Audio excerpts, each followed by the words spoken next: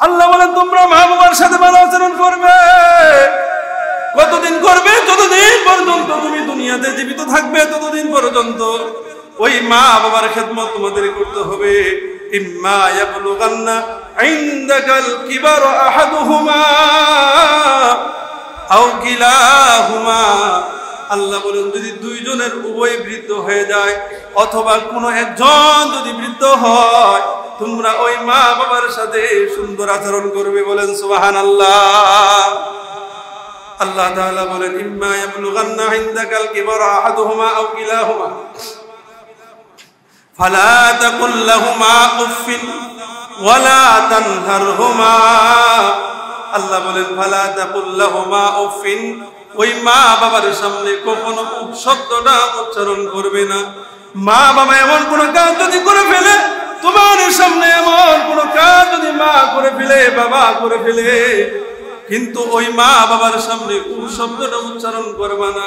যে উফ শব্দটা শোনার পর তোমার মা কষ্ট পায় বাবা কষ্ট পায়, এমন উচ্চারণ ওই মার সামনে করবা না, বাবার সামনে করবা না। আল্লাহ নিষেধ করেছেন সন্তান ওই মার সামনে উফ শব্দ বলবা না। যে উফ শব্দ শোনার পরে মা কষ্ট পায় বাবা কষ্ট পায়। কারণ তুমি যখন ছোট ছিলে ওই মাকে কত কষ্ট দিয়েছো, কত কান্না করেছো, কত বায়না করেছো, কিন্তু মা কোনোদিন তোমার সামনে উফ শব্দ বলে নাই, বাবা কোনোদিন তোমার সামনে উফ শব্দ বলে নাই। আল্লাহ তাআলা বলতেছেন গোলাম ওই মার সামনে কখনো উফ শব্দ বলবা না। যে উফ শব্দ শোনার পর তোমার মা কষ্ট পায় বাবা কষ্ট পায়। আলহামদুলিল্লাহ, আল্লাহ তাআলার দরবারে লাখ কোটি শুকরিয়া জ্ঞাপন করছি যে আল্লাহ রাব্বুল আলামিন আমাদেরকে অত্যন্ত দয়া করে মায়া করে স্নেহ করে ভালোবেসে দুনিয়ার শত ঝামেলা থেকে পারে করে রব্বুল আলামিনের মহান হুকুম জুমার নামাজ আদায় করার উদ্দেশ্যে পৃথিবীর সবচাইতে দামি জায়গা মসজিদে আসা এবং বসার তৌফিক দান করেছেন। এজন্য আল্লাহ সুবহানাহু ওয়া তাআলার দরবারে একবার প্রাণ খুলে শুকরিয়া আদায় করি আলহামদুলিল্লাহ। রব্বুল আলামিন আপনাকে আমাকে মেহেরবানি করে এই মসজিদ পর্যন্ত এনেছেন।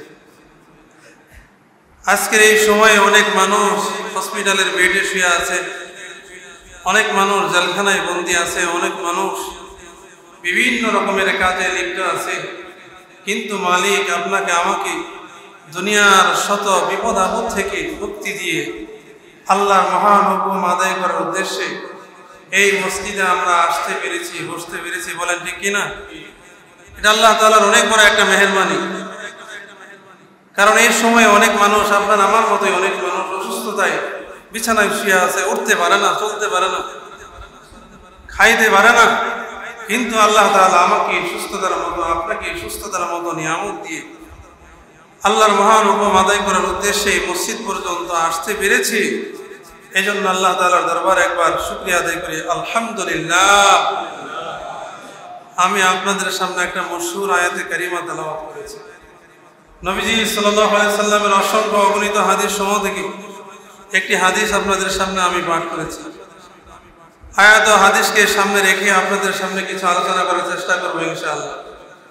দেখেন আল্লাহ রাব্বুল আলামিন এই আয়াতে কারিমাতে আল্লাহর হক এবং বান্দার হকের কথা বর্ণনা করেছেন। আল্লাহর হকের আলোচনা আল্লাহ তাআলা আগে করেছেন, দ্বিতীয়ত বান্দার হক কি, বান্দার হকের 2 নম্বরের আলোচনা করেছেন। অর্থাৎ আল্লাহ তাআলার ইবাদত এই দুনিয়াতে করতে হবে, এটা সুনিশ্চিত। মানুষ যতদিন পর্যন্ত এই পৃথিবীতে থাকবে ততদিন পর্যন্ত মানুষ আল্লাহর গোলামি করবে। বলেন ঠিক কিনা? 2 নম্বর ইবাদত, 2 নম্বর হুকুম আল্লাহ তাআলার, 2 নম্বর হক।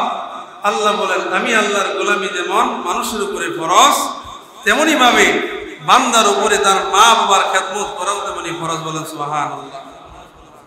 আল্লাহ তাআলা মা বাবার হকের আলোচনা 2 নম্বরেই করেছেন। আগে আল্লাহর হকের কথা আল্লাহ তাআলা বলেছেন। এজন্য আল্লাহর ইবাদত যেরকম বান্দার উপরে ফরজ আল্লাহ তাআলা করে দিয়েছেন, বান্দা যতদিন দুনিয়াতে থাকবে আল্লাহর ইবাদত করা যেরকম ভাবে বান্দার উপরে ফরজ, বান্দা যতদিন দুনিয়াতে থাকবে ততদিন মা বাবার খেদমত করাও বান্দার উপরে ফরজ। বলেন সুবহানাল্লাহ। এজন্য পৃথিবীতে আমরা যারা আসছি কিয়ামত পর্যন্ত যারা পৃথিবীতে আসবে, বলেন তো পৃথিবীতে আসার মাধ্যম একমাত্র কে? মা বাবা। মা বাবার মাধ্যমে, মা বাবার ওসিলায় আমরা এই পৃথিবীতে আসতে পেরেছি। দুনিয়ার এই আলো বাতাস দেখতেছি, দুনিয়ার এই সব কিছু আপনি আর আমি দেখতেছি, একমাত্র ওসিলা হলো মা বাবা।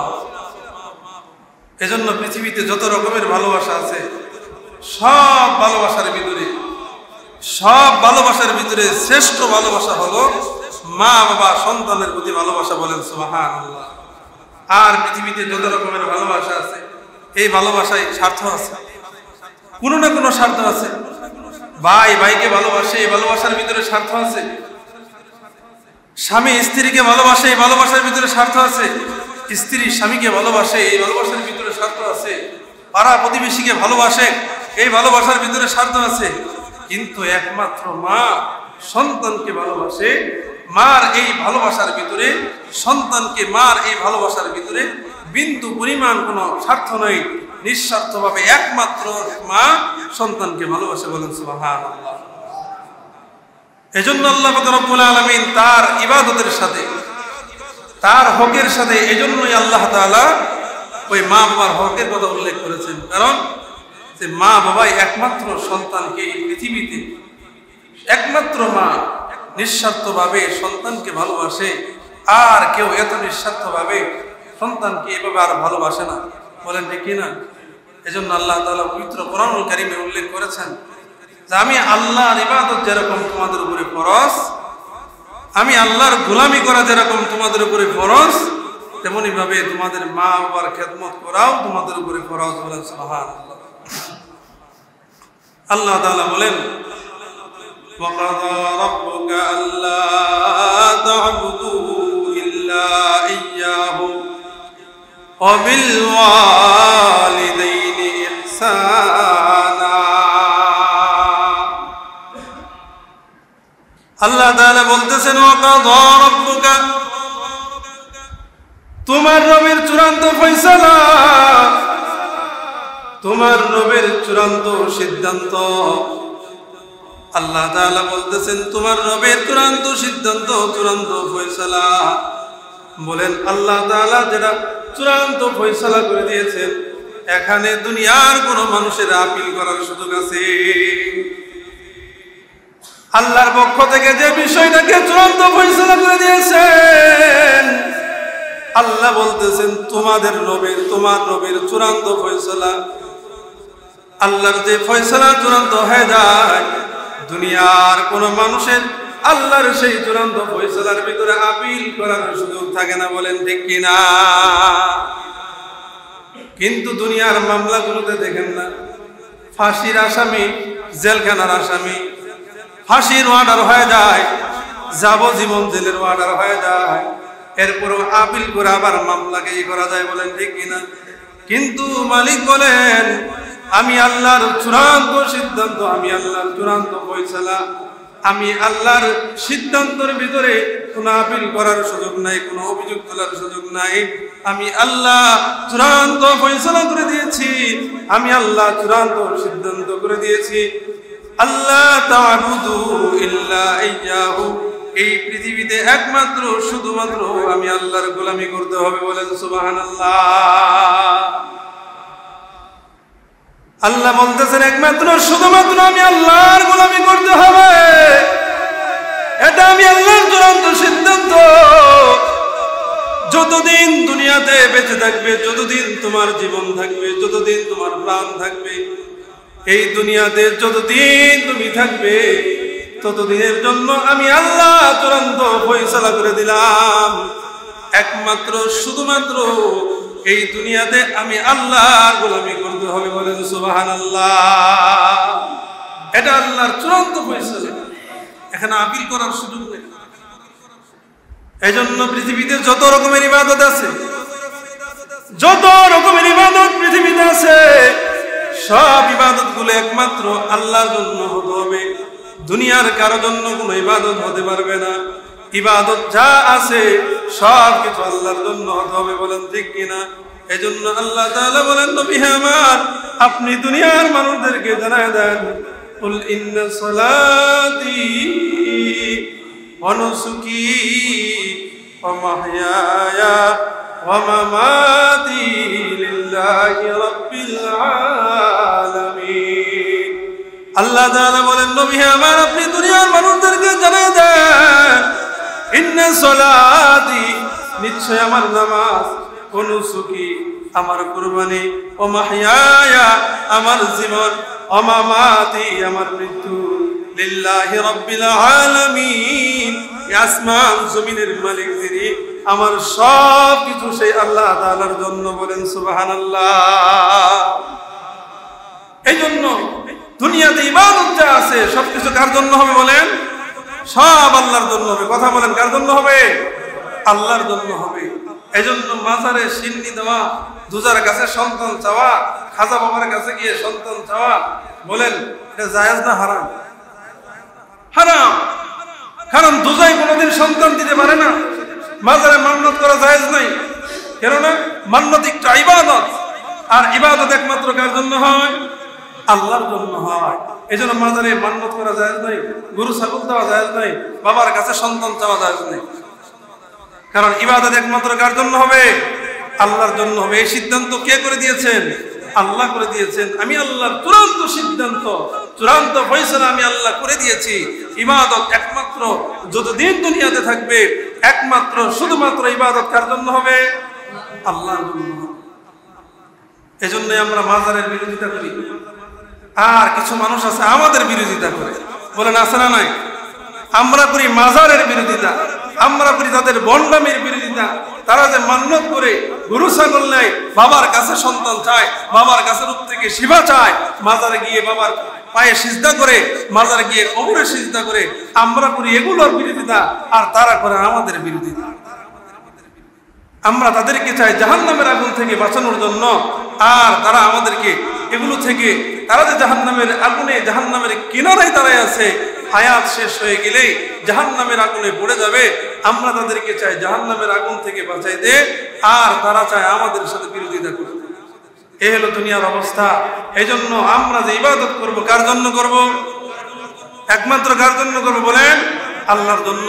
দুনিয়ার কোন মানুষের জন্য ইবাদত হতে পারে না। ইবাদত একমাত্র আল্লাহ তাআলার জন্য হবে। আর আল্লাহ তাআলা এই বিষয়টাকে চূড়ান্ত সিদ্ধান্ত করে দিয়েছেন। এমন না যে ফয়সালা করছেন আবার আপিল করার সুযোগ আছে। আল্লাহ বলেন, কাযা রাব্বুকা ওয়া কাযা রাব্বুকা, তোমার রবের চূড়ান্ত ফয়সালা। আল্লাহ তাআলা চূড়ান্ত ফয়সালা করে দিয়েছেন, আল্লাহ তা'বুদু ইল্লা ইয়্যাহু, তোমরা শুধুমাত্র একমাত্র তোমাদের রবের ইবাদত করবে। বলেন সুবহানাল্লাহ।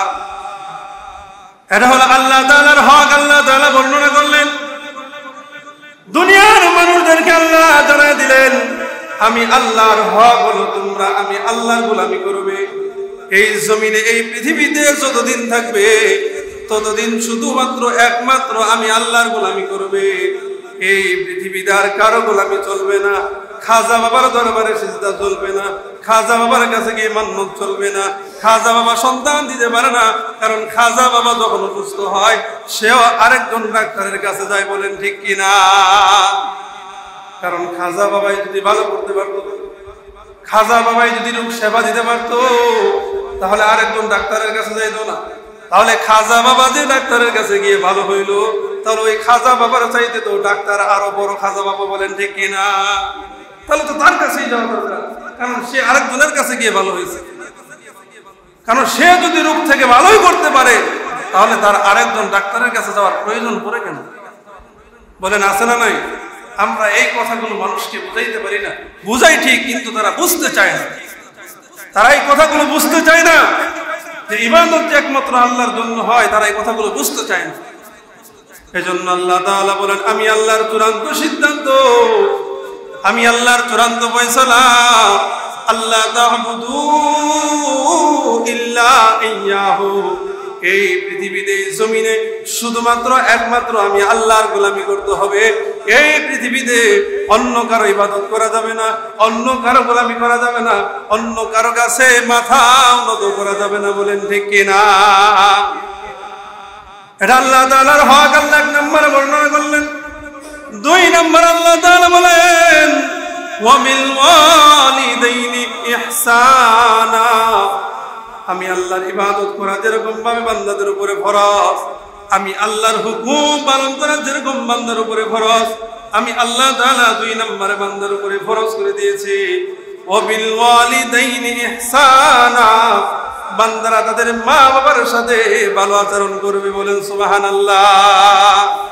আল্লাহ বলেন আমি আল্লাহর গোলামি করা যেরকম বান্দার উপরে ফরজ, আমি আল্লাহর হুকুম পালন করা যেরকম বান্দার উপরে ফরজ, আল্লাহ বলেন মা বাবার খেদমত করা বান্দার উপরে ফরজ। আমি আল্লাহর হুকুম বান্দা যতদিন পর্যন্ত দুনিয়াতে জীবিত থাকবে, যতদিন পর্যন্ত বান্দার জীবন থাকবে, ততদিন পর্যন্ত আমি আল্লাহর গোলামি করবে। আর বান্দা যতদিন পর্যন্ত দুনিয়াতে জীবিত থাকবে, ততদিন পর্যন্ত তার মা বাবার খেদমত করবে। বলেন সুবহানাল্লাহ। আল্লাহ তাআলা 2 নম্বর হক মা বাবার বর্ণনা করতেছেন। আল্লাহর ইবাদতের পরেই মা বাবার হকের কথা আল্লাহ বর্ণনা করলেন। আল্লাহ তাআলা 6টা বিষয় আলোচনা করতেছেন। মা বাবার 6টা হক সম্পর্কে আল্লাহ তাআলা আলোচনা করবেন, যে সন্তান মা বাবার সাথে কেমন আচরণ করবে। আল্লাহ 1 নম্বর বলেন ওয়া বিল ওয়ালিদাইনি ইহসানা। আল্লাহ বলেন সন্তান মা বাবার সাথে সুন্দর আচরণ করবে, ভালো আচরণ করবে। এমন আচরণ সন্তান করবে না যে আচরণের কারণে সন্তান মা বাবা কষ্ট পায়। আল্লাহ তাআলা বলেন ওয়া বিল ওয়ালিদাইনি ইহসানা ইম্মা ইয়াবলুগান্না ইনদাকাল কিবারা আহাদুহুমা আও কিলাহুমা। আল্লাহ বলেন ওই মা বাবার 2 জনে অথবা মা বাবার কোনো একজন যদি অসুস্থ হয়ে যায়, মা বাবার সাথে ভালো আচরণ করবে, মা বাবার সাথে সুন্দর আচরণ করবে। কারণ মানুষ যখন বৃদ্ধ হয়ে যায়, ওই মানুষটা ছোট শিশুর চাইতে অবুঝ হয়ে যায়। বলেন ঠিক কিনা? এত দুর্বল হয়ে যায়। এজন্য আল্লাহ তাআলা মা বাবার হকের কথা বর্ণনা করতেছেন। আল্লাহ বলেন তোমরা মা বাবার সাথে ভালো আচরণ করবে। কতদিন করবে? যতদিন পর্যন্ত তুমি দুনিয়াতে জীবিত থাকবে, ততদিন পর্যন্ত ওই মা বাবার খেদমত তোমাদের করতে হবে। ইম্মা ইয়াবলুগান্না ইনদাকাল কিবারা আহাদুহুমা আও কিলাহুমা। আল্লাহ বলেন যদি 2 জনের উভয় বৃদ্ধ হয়ে যায় অথবা কোনো একজন যদি বৃদ্ধ হয়, তোমরা ওই মা বাবার সাথে সুন্দর আচরণ করবে। বলেন সুবহানাল্লাহ। আল্লাহ তাআলা বলেন ইম্মা ইয়াবলুগান্না ইনদাকাল কিবারা আহাদুহুমা আও কিলাহুমা ফালা তাকুল লাহুমা উফিন ওয়ালা তানহারহুমা। আল্লাহ বলেন ফালা তাকুল লাহুমা উফিন, ওই মা বাবার সামনে কখনো উফ শব্দটা উচ্চারণ করবে না।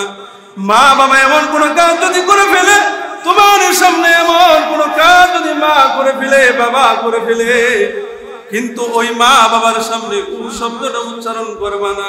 যে উফ শব্দটা শোনার পর তোমার মা কষ্ট পায়, বাবা কষ্ট পায়, এমন উচ্চারণ ওই মার সামনে করবা না, বাবার সামনে করবা না।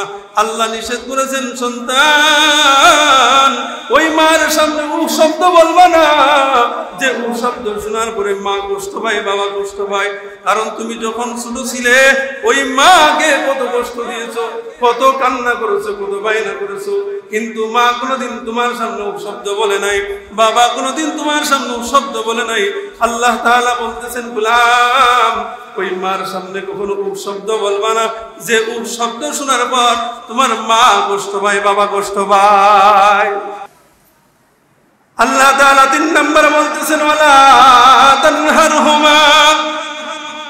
আল্লাহ বলেন ওয়ালা তানহারহুমা, হে দুনিয়ার গোলাম ওই মাকে কখনো ধমক দিয়ে কথা বলবা না, ওই মাকে কখনো ধমক দিয়ে কথা বলবা না। মা যদি ভুল করে তো সুন্দর করে বুঝায় বলবা, কিন্তু আল্লাহ বলেন গোলাম ওই মা বাবার যদি কোনো ভুল হয়ে যায় কিন্তু মাকে ধমক দিতে পারবা না, ধমক দিয়ে কথা বলতে পারবা না। আমার আল্লাহ নিষেধ করেছেন, সন্তান হে গোলাম ওয়ালা তানহারহুমা, ওই মা বাবার দুইজনের একজনকে তোমরা ধমক দিয়ে কথা বলবা না। কারণ মা যদি বেজার হয়, মা যদি তোমার উপর অসন্তুষ্ট হয়ে যায় তো আল্লাহ নারাজ হয়ে যায়, আর আল্লাহ যদি নারাজ হয়ে যায় তোমার জন্য জাহান্নাম ওয়াজিব হয়ে যাবে। বলেন ঠিক কিনা?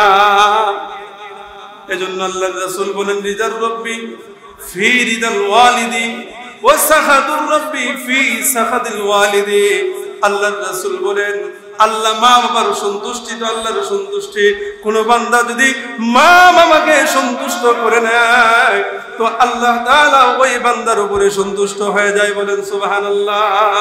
আল্লাহর রাসূল বলেন ওয়া সাখাতুর রব্বি ফি সাখাতিল ওয়ালিদি। আর কোন বান্দার উপরে যদি মা বাবা বেজার হয়ে যায়, মা বাবা যদি কোনো সন্তানের উপর বেজার হয়, মা বাবা যদি কোনো সন্তানের উপরে রাগান্বিত হয় তো আল্লাহ তাআলা ওই বান্দার উপরে রাগান্বিত হয়ে যায়। এজন্য আল্লাহর রাসূল বলেন এমন কোনো আচরণ করবা না, এমন কোনো ব্যবহার মার সাথে করবা না, এমন কোনো আচরণ মার সাথে করবা না যার কারণে মা কষ্ট পায়, বাবা কষ্ট পায়। ধমক দিবা না, শব্দ উচ্চারণ করবা না। কারণ নবী বলেন হুমা জান্নাতুকা ওয়া নারুকা, মা তোমার হলো জান্নাত, মা তোমার জন্যই জাহান্নাম। সন্তান চাইলে দুনিয়া থাকতে মার কাছ থেকে জান্নাত দলিল করে নিতে পারে। আল্লাহর রাসূল বলেন সন্তান যদি চায় দুনিয়া থাকতেই মার কাছে জান্নাত দলিল করে নিতে পারে, আবার দুনিয়া থাকতেই সন্তান ওই মা বাবার কারণে জাহান্নামও দলিল করে নিতে পারে। এজন্য আল্লাহর রাসূল বলেন হুমা জান্নাতুকা ওয়া নারুকা, মা তোমার জন্য হলো জান্নাত, আবার তোমার জন্য জাহান্নাম।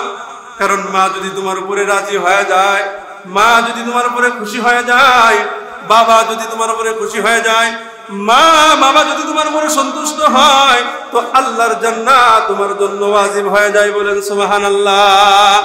আর যদি সন্তানের উপরে মা বেজার হয়, সন্তানের উপরে যদি মা বেজার হয় তো আল্লাহ তাআলা ওই বান্দার উপরে নারাজ হয়ে যায়। এই জন্য মা বাবা কাফের হোক আর মুমিন হোক আর মুসলমান হোক আর যাই হোক, ফাসিক হোক যাই হোক না কেন, মা বাবার সাথে সব সময় সদাচরণ করতে হবে।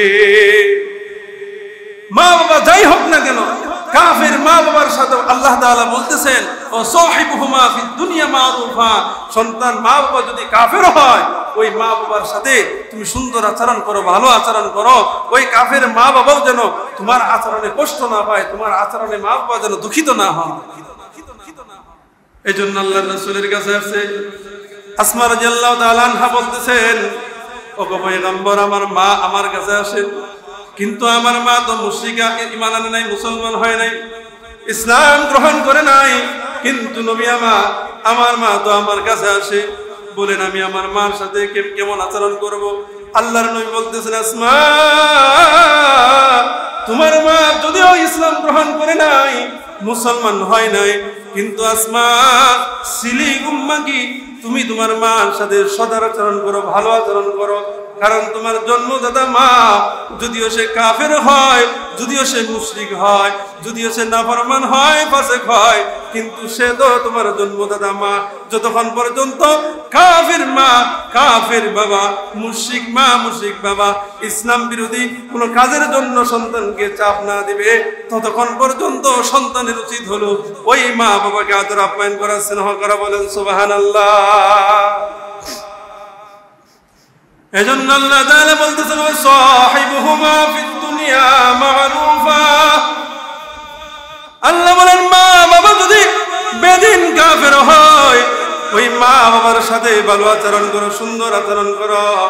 এজন্য আল্লাহ তাআলা দুনিয়ার মানুষকে মা বাবার হকের কথা বর্ণনা করতেছেন। আল্লাহ বলেন ফালা তাকুল লাহুমা উফফিন ওয়ালা তানহারহুমা, তোমরা মা বাবাকে ধমক দিবে না, মা বাবার সামনে শব্দ উচ্চারণ করবে না। আল্লাহ তাআলা বলেন কেমনে কথা বলবা? আল্লাহ বলেন ওয়াকুল লাহুমা কওলান কারীমা। আল্লাহ বলেন মা বাবার সাথে নম্রভাবে কথা বলবে, সুন্দরভাবে কথা বলবে। এইভাবে কথা বলার ধরন আল্লাহ স্বয়ং শিখাই দিলেন। কিভাবে মা বাবার সাথে কথা বলবে? আল্লাহ বলেন কওলান কারীমা, মা বাবার সাথে নম্র সুরে কথা বলবে, সুন্দর করে কথা বলবে। বলেন সুবহানাল্লাহ। সুন্দরভাবে মা বাবার সাথে কথা বলবে, আল্লাহ শিখাইতেছে। আল্লাহ বলেন সুন্দর করে মা বাবার সাথে কথা বলবে, কারণ মা যদি তোমার জন্য রাজি হয়ে যায়, মা যদি তোমার জন্য উপর খুশি হয়ে যায়, তো আল্লাহ তাআলা তোমাকে আল্লাহর ওলি বানায় নেবে। যে সন্তানকে মা বাবা কাছে টেনে নেয়, তো আল্লাহ তাআলা ওই সন্তানকে কাছে টেনে নেয়। যে সন্তানের উপরে মা বাবা রাজি হয়ে যায়, আল্লাহ তাআলা ওই সন্তানের উপরে রাজি হয়ে যায়। বলেন সুবহানাল্লাহ। আল্লাহর নবীর কাছে আল্লাহর এক সাহাবী চিঠি লিখছে, ও পয়গম্বর, আমি আপনাকে দেখতে চাই। আপনার নবুয়তের কথা শুনে আমি আপনার উপরে ঈমান এনেছি। পয়গম্বর, আমি আপনার সাথে সাক্ষাৎ করতে চাই, কিন্তু আমার মা অসুস্থ। আমি কেমনে আপনার সাথে সাক্ষাৎ করব? আমার মাকে দেখার মতো আর কেউ নাই, আমি একা। আমার মাকে কে দেখবে? আমার মাকে দেখার মতো আর কেউ নাই। ওগো পয়গম্বর, কিন্তু আমার মন চায় আমি আপনাকে এক নজর দেখব, আপনার সাথে একটু সাক্ষাৎ করব, আমি সাহাবীর মর্যাদা লাভ করব। কারণ একজন সাহাবীকে যদি এক পাল্লায় রাখা হয়, আর সারা পৃথিবীর ওলি বুজুর্গদেরকে যদি এক পাল্লায় রাখা হয়, এরপর ওই একজন সাহাবীর নেকির পাল্লা ভারী হয়ে যাবে। বলেন সুবহানাল্লাহ। একজন সাহাবীর এত মর্যাদা, এত সম্মান, একজন সাহাবীর এত মর্যাদা, এত সম্মান। এই জন্য ওয়াজ করেনি আল্লাহ রাসূলের কাছে চিঠি লিখছে, বলতেছে পয়গম্বর, আমি আপনার সাথে সাক্ষাৎ করতে চাই, আমি আপনাকে এক নজর দেখতে চাই, কিন্তু আমার মা অসুস্থ। আমি আমার অসুস্থ মাকে রেখে কেমনে আপনার সাথে সাক্ষাৎ করব? আল্লাহ রাসূল চিঠি লিখছে, ওয়াজ করেনি তোমার অসুস্থ মাকে রেখে আমার সাথে দেখা করার প্রয়োজন নাই। তুমি তোমার মার খেদমত করো। তোমার মা যদি তোমার উপরে রাজি হয়ে যায়, তো আল্লাহর জান্নাত তোমার জন্য ওয়াজিব হয়ে যাবে। বলেন সুবহানাল্লাহ। ওয়াজ করে নিয়ে আল্লাহর রাসূলের কাছে যাইতে চাইছিল, আল্লাহর রাসূলকে দেখার জন্য চিঠি লিখছে, কিন্তু আল্লাহর রাসূল নিষেধ করেছেন, মার খেদমত করো। আমি নবীর জিয়ারতের চাইতে তোমার মার খেদমত করো তোমার উপরে ফরজ, কিন্তু আমি নবীর জিয়ারত তোমার উপরে ফরজ না। এই জন্য আল্লাহর রাসূল বলেন, ওয়াজ করনি মদিনায় তোমার আসার দরকার নাই, তুমি তোমার মার খেদমত করো। কিন্তু আল্লাহর রাসূল যখন দুনিয়া থেকে চলে যাবেন, চলে যাওয়ার আগে হযরত ওমর রাদিয়াল্লাহু তাআলা আনহুকে বলতেছেন, আমিরুল মুমিনিন খলিফাতুল মুসলিমিন হযরত ওমরকে বলতেছেন, ওমর, হে ওমর, ইয়ামেন থেকে এমন একজন আল্লাহর যুবক আসবে, এমন একজন আমার আশিক আসবে। আমি রাসূলের কাছে চিঠি লিখছিল, আমি রাসূলকে দেখবে, কিন্তু মার খেদমতের কারণে মদিনায় আসতে পারে নাই। হে ওয়াজ করেনি, হে ওমর, আমি রাসূলের রওজায় আসবে। ওমর রে, আমার ওই আশিক যখন মদিনায় আসবে, হে ওমর, আমার ওই আশিকের কাছ থেকে তুমি দোয়া নিবে। বলেন সুবহানাল্লাহ। মার খেদমতের কারণে এত দাম আল্লাহ বাড়িয়ে দিয়েছেন, শুধুমাত্র একমাত্র মার খেদমতের কারণে। মার খেদমত করেছিল, আল্লাহ খুশি হয়েছেন, রাসূল তার উপরে খুশি হয়েছেন, রাসূল খুশি হয়েছেন, আল্লাহ খুশি হয়েছেন। কেন? মার খেদমত করেছেন। মার খেদমতের কারণে আল্লাহ তার উপরে খুশি হয়েছেন। ওমর রাদিয়াল্লাহু তাআলা আনহুকে বলে গিয়েছেন, ওমর, সেই ওয়াইস কর্মী যখন মদিনায় আসবে, তুমি তার কাছ থেকে তুমি তোমার নিজের জন্য দোয়া নিবে, আমার উম্মতের জন্য দোয়া নিবে। কারণ মার খেদমত করেছে, আল্লাহর দাম তার কাছে এত পরিমাণ বেড়ে গিয়েছে, তার জবানের দাম আল্লাহর কাছে এত পরিমাণ বেড়ে গিয়েছে, জবান দিয়ে যা বলে আল্লাহ তাআলা তাই সাথে সাথে কবুল করে নেয়। বলেন সুবহানাল্লাহ। একমাত্র শুধুমাত্র মার খেদমতের কারণে। এজন্য আল্লাহ রাসূল ওমরকে বলতেছেন, ওমর, ইয়ামেন থেকে একজন আমার আসে, মদিনায় আসবে আমার রওজা জিয়ারত করতে। হে ওমর, আমার ওই আশিক যখন মদিনায় আমার রওজা জিয়ারত করতে আসবে, ওমর রে, ওই আশিকের রাসূল থেকে তুমি দোয়া নিবা, নিজের জন্য দোয়া নিবা। হে উমর, তার কাছ থেকে আমার উম্মতের জন্য দোয়া নিবা, কারণ তার জবান আল্লাহর কাছে এমন পছন্দ হয়েছে, তার জবান আল্লাহর কাছে এমন দামি হয়েছে। আমার ওই আশিকের রাসূল যদি আল্লাহর কাছে দোয়া করে, আমার ওই আশিক যদি আল্লাহ তাআলার কাছে দোয়া করে, আমার ওই আশিক যদি আল্লাহ তাআলার কাছে কোনো কিছু চায়, তো আল্লাহ তাআলা আমার ওই আশিকের জবানের সব কিছু কবুল করে নেই। বলেন সুবহানাল্লাহ। এত দাম, এই জবানের দাম আল্লাহ তাআলা এত পরিমাণ বাড়িয়ে দিয়েছেন, জবান দিয়ে যা বলে আল্লাহ তাআলা তাই কবুল করে নেই। বলেন সুবহানাল্লাহ। খলিফাতুল মুসলিমিন হযরত ওমর ফারুক রাদিয়াল্লাহু তাআলা আনহু এমন একজন সাহাবী, খলিফাতুল মুসলিমিন হযরত ওমর রাদিয়াল্লাহু তাআলা আনহু যখন রাস্তা দিয়ে যাইতেন, রাস্তার শয়তানগুলো দূরে সরে যাইত। বলেন সুবহানাল্লাহ। এমন একজন সাহাবীকে আল্লাহর রাসূল বলতেছেন যে তার কাছ থেকে তুমি দোয়া নিবা, কারণ তার জবানটা আল্লাহ তাআলার কাছে এত দামি হয়েছে। তার এই জবানের কারণে, তার এই মার খেদমতের কারণে আল্লাহ তাআলা তার জবানের দাম বাড়িয়ে দিয়েছেন। বলেন সুবহানাল্লাহ। এজন্য আমরা মার খেদমত করবো তো ইনশাআল্লাহ, করবো তো ইনশাআল্লাহ। আমরা যদি মার খেদমত করি, আল্লাহ আমাদেরকে ঠকাবেন না। এজন্য আল্লাহ তাআলা বলেন ওয়ালা তানহারহুমা وقل لهما قولا كريما وقل لهما قولا كريما واخفض لهما جناح الذل من الرحمة واخفض لهما جناح الذل من الرحمة আল্লাহ তাআলা বলতেছেন গোলাম, ওই মা বাবার জন্য তোমাদের নিজ নিজ পাখাকে, অর্থাৎ তোমরা তোমাদের নিজেকে মা বাবার সামনে অক্ষম করে পেশ করবে। তোমরা কখনো মা বাবার সামনে এমন আচরণ করবে না, দাম্ভিকতা দেখাবে না।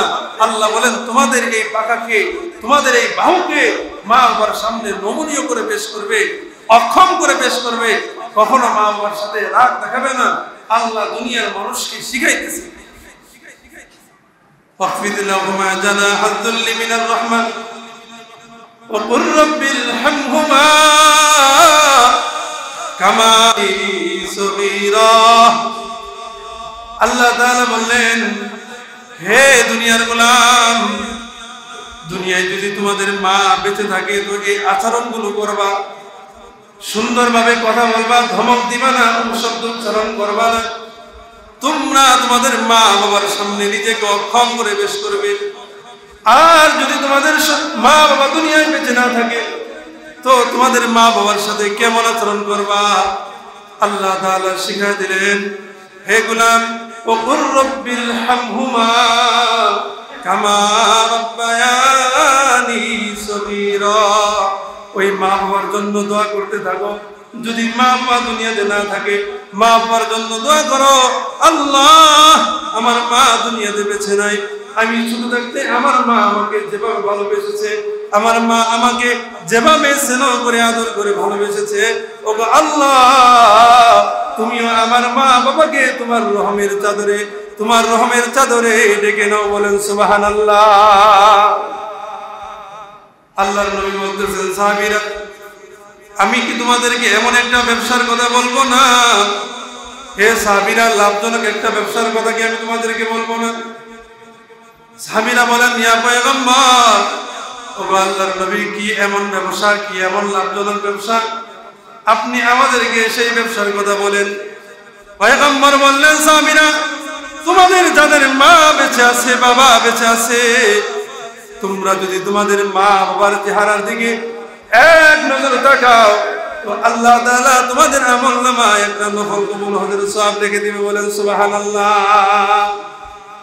কিছু সাহাবী আল্লাহর রাসূলের সামনে থেকে উঠে গিয়ে মসজিদের কিনারায় বসে কান্না করতেছে। আল্লাহ রাসূল জিজ্ঞাসা করলেন, সাহাবী, তোমরা কেন কান্না করতেছো? সাহাবীরা বলে, পয়গম্বর, আপনি এমন একটা ব্যবসার কথা বলেছেন, এমন একটা ব্যবসার কথা আপনি বলেছেন, ওগো পয়গম্বর, কিন্তু আমরা তো আমাদের মা বাবার চেহারার দিকে তাকাবো, আমাদের তো মা নাই, বাবা নাই, আমরা কার চেহারার দিকে তাকাবো? দুনিয়াতে তো আমাদের মা নাই, বাবা নাই। আল্লাহর নবী বলতেছেন, সাহাবী, তোমরা কেন কান্না করো? আমি মুহাম্মদের তো মা নাই, আমি মুহাম্মদের তো বাবা নাই, আমি মুহাম্মদের তো কেউ নাই, আমার মতো এতিম তো দুনিয়াদার কেউ নাই, আমি তো সবার চাইতে বেশি এতিম। আল্লাহ তাআলা জিবরাইল আমিনকে পাঠিয়ে দিয়েছেন, বলতেছেন জিবরাইল আমার হাবিবের কাছে সুসংবাদ জানায় দাও, যার মা নাই, যার বাবা নাই, সে যেন তার মার জন্য বাবার জন্য দোয়া করে।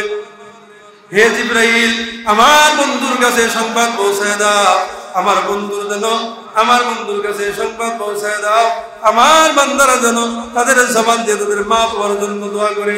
রব্বির হামহুমা কামা রব্বায়ানি সগীরা। এই দোয়া আল্লাহ তাআলা শিখায় দিলেন, জিবরাইল আমিনের মাধ্যমে এই দোয়া শিখায় দিলেন যাদের দুনিয়াতে মা নাই বাবা নাই বেঁচে নাই। এজন্য ওই মা বাবার জন্য বেশি বেশি দোয়া করা, যাদের মা বাবা দুনিয়াতে বেঁচে নাই। শেখ জাকারিয়া রহমাতুল্লাহ আলাইহি এক কিতাবে একটা ঘটনা উল্লেখ করেছেন। এক আল্লাহর ওলি, এক কবরস্থানের পাশ দিয়ে গুরুস্থানের পাশ দিয়ে যাইতেছিলেন। যাওয়ার সময় গুরুস্থানের পাশে দাঁড়ায় দোয়া করছেন, সূরাতুল ইখলাস, সূরা ফাতিহা, দুরূদ শরীফ পাঠ করে কবরবাসীদের জন্য ইসালে সওয়াব করে দিয়েছেন, কবরবাসীদের কাছে পাঠিয়ে দিয়েছেন। তো আল্লাহর ওলি তো চলে গিয়েছেন, রাত্রিবেলা স্বপ্নে দেখতেছেন যে আল্লাহর ওলির এই সূরা কেরাতগুলো ওই কবরের পাশে যে দাঁড়ায় পড়ছিলেন, এর যে সওয়াব, এই সওয়াবগুলো ফেরেশতারা বন্টন করে কবরবাসীদের মধ্যে দিতেছে। বলেন সুবহানাল্লাহ। কবরবাসীরা আসতেছে আর এই সওয়াবগুলো বন্টন করে নিয়ে যাইতেছে। তো আল্লাহর ওলি দেখলেন একজন মহিলা শুধু বাকি আছে, আর সবাই এই সওয়াব নেওয়ার জন্য আসছে, কিন্তু মহিলা আসে নাই। আল্লাহর ওলি মহিলাকে জিজ্ঞাসা করলেন, আচ্ছা সবাই নেকির জন্য আসলো, সবাই সওয়াব নেওয়ার জন্য আসলো, কিন্তু আপনি কেন আসলেন না? মহিলা ডাক দিয়ে বলতেছে, আমার একটা সন্তান আমি দুনিয়াতে রেখে আসছি, আমার সন্তান প্রত্যেকদিন আমি মার জন্য কোরআন তেলাওয়াত করে কবরে পাঠিয়ে দেয়। বলেন সুবহানাল্লাহ। ওই কোরআন তেলাওয়াতের বদৌলতে প্রতিদিন আমার কবরকে আলোকিত করা হয়। এজন্য নেক সন্তান যদি দুনিয়াতে থাকে, আমরা যদি মার জন্য দুনিয়াতে যে নেক আমল করব, আপনার আমার মা কবরে শুয়ে শুয়ে নেক আমল পাইতে থাকবে। আবার একদিন যখন ওই গোরস্থানের বাড়িতে যাইতেছেন, যাওয়ার সময় আবার সূরা পড়েছেন, কেরাত পড়েছেন, পড়ে মার জন্য দোয়া করে কবরবাসীদের জন্য ইসালে সওয়াব করে দিয়েছেন। আল্লাহর ওলি আবার ঘুমিয়ে আছেন, কিন্তু ওই দিন ভিন্ন রকম স্বপ্নে দেখেছেন। দেখেন কবরবাসীদের সবাই আসছে নেকি নেওয়ার জন্য, কিন্তু যে মহিলা বিগত দিনে আসছিল না, আজকে দেখেন ওই মহিলাটা আরো সামনে এসে দাঁড়িয়ে আছে। জিজ্ঞাসা করলেন, মা আপনি কেন আজকে আসছেন? আপনি তো এর আগে আসেন নাই। বলতেছে, আমার যে সন্তান আমার জন্য দুনিয়াতে কোরআন পড়তো, তার কোরআন পড়ার বদৌলতে আমি মার কবর এতদিন আলোকিত ছিল, কিন্তু আমার ওই সন্তান আর দুনিয়াতে বেঁচে নাই। আমি মার জন্য কোরআন পড়ার মতো আর দুনিয়াতে কেউ নাই, এজন্য আমিও আজকে এই নেকি নেওয়ার জন্য আসি। এই জন্য আমরা যারা আছি, আমাদের মা বাবা যাদের বেঁচে নাই, আমরা আমাদের মা বাবার জন্য বিভিন্ন সময়, বিশেষ করে শুক্রবার আমরা কবর জিয়ারত করতে পারি, মা বাবার জন্য দোয়া করতে পারি, মা বাবার জন্য কিছু হাদিয়া তোহফা আমরা পাঠাইতে পারি, মসজিদে দান করতে পারি, বিভিন্ন সূরা, বিভিন্ন রকমের তাসবিহ তাহলিল আমরা মা বাবার ইসালে সওয়াবের জন্য আদায় করতে পারি, বেশি বেশি দুরূদ শরীফ পাঠ করতে পারি। আমরা এই আমলগুলো করব তো ইনশাআল্লাহ। আল্লাহ তাআলা আমাদের সকলকে এই আমলগুলো করার তৌফিক দান করুন। সকলে বলে আমিন।